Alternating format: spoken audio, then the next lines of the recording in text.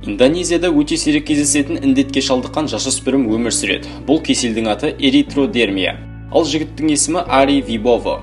Ол өмір сүруін жалғастыра беру үшін күніне 41 мәрте түлеген денесін ауыстырып отыруға мәжбүр. Дәл осы себепті оны көпшілік жылан бала деп атап кеткен. Бұл ауруға шалдыққан жандардың терісі түлеп артынша қабыршақтана бастайды. Осыдан соң бұл бөлшектер денеден ажырай түспек. Міне осындай әрекеттерден соң Аридің терісі күніне 41 рет жаңарып отырады. Қазір бұл жігіттің жасы шамамен 16-17-лерде. Сағат сайын ол денесін сулап отыруға мәжбүр. Ал әр 3 сағатта араға салып терісінің жұмсару үшін арнайы кремдер мен лосьондарды жағумен болады. Әйтпесе құрғақ тері оның өміріне нүкте қоюға дайын.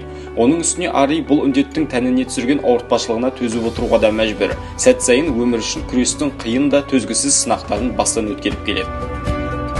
Бұл ғана емес, ауру өзгеде ауыртпашылықтарды үйіп бергендей. Кеселдің салдарынан оның оң көзі нашар көреді. Бұл жасөспірімнің сыртқы келбетіне қарасаңыз, алғашында күйікке шалдыққан деп ойлайтыныңыз анық. Дегенмен осыларға қарамастан кейіпкеріміз қалыпты өмір салтын ұстануды қалайды. Ари мекен еткен аймақтағы тұрғындардың түсінігі сәл бөлектеу, барлық жайтты дін бойынша қарастырады. Сондықтан Ариді олар әзәзіл немесе періге балап жатады. Тіпті жұртшылық оны жартылай адам, жартылай кесіртке деп айтатын көрінеді.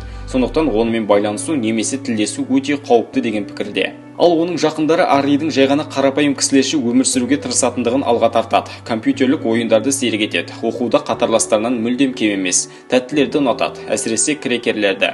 Оның өмірі өзгелерге қарағанда оңай емес. Үлкендердің өзі жайындағы пікірлері де жағдайды ушықтырып жіберген. Бірақ күндердің күнде оларды ақыры Аридің сыртқы келбетіне үйренісіп, оны қабылдаған екен.